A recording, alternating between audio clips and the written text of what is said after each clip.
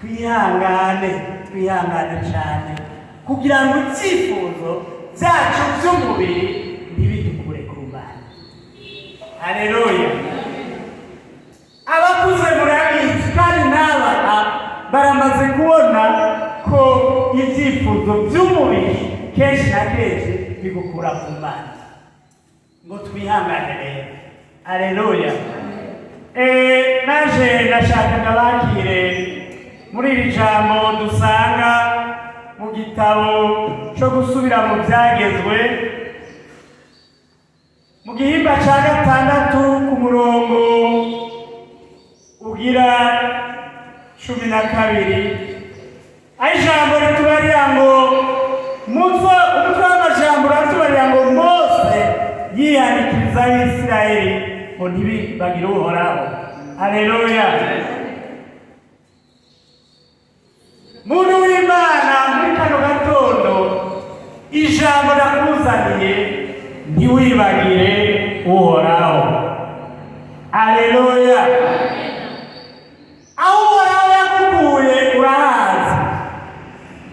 Jewe aho Uhoraho yaguye ndahazi.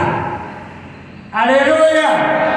Kiro muri kumwe utaho yakuguye urahazi. Haleluya. Aho yakuguye urahazi. Ukaba yakukura. Jewe aho yaguye ndahazi. Ibohera yaguyemo ndarizi. Aho nari nukaraniye ndahazi. Niwo muri kumwe utaho yakuguye urahazi. Aho yakuguye urahazi. Aho yakuguye urahibuka. Uribukira yakuguye. Reka ndabakire muri iri jambo yo gusubira mu gitabo cyo gusubira mu byagezwe mu gihimba cya 6 umutwe w'amajambo ku murongo wa 12 bavuga ngo Mose yihanikiriza Abisirayeli ngo ntibibagire Uhoraho. Umurongo wa 12 bavuga ngo muzoheze mwirinde ntimwibagire Uhoraho yabakuye mu gihugu cya Egiputa mu nzu y'ubuja. Haleluya. Haleluya. Ngo muzokwirinde ntimwibagire Uhoraho ngo yagukuye mu gihugu cya Egiputa ngo aho bari mu nzu y'ubuja. Haleluya. Inzu y'ubuja narimo ndayizi, ibyo nagenderamo ndabizi. Reka Uhoraho ntadusubize hariya twagendera. Haleluya. Haleluya. Uhoraho ntagusubize iyo wahora mwene data.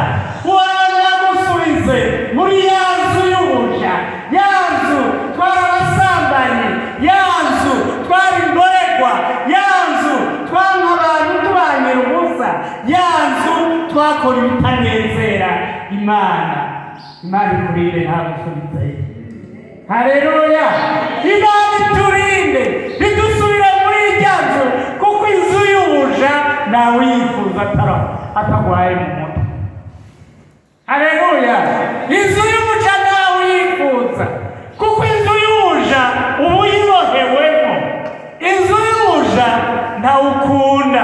Iyo uri umuja nawe ujya ugahanga uzi yuko wagirizwa kuri umuja ntuheza ugira amahoro muri wewe. Imana ikurinde kuba umuja. Haleluya.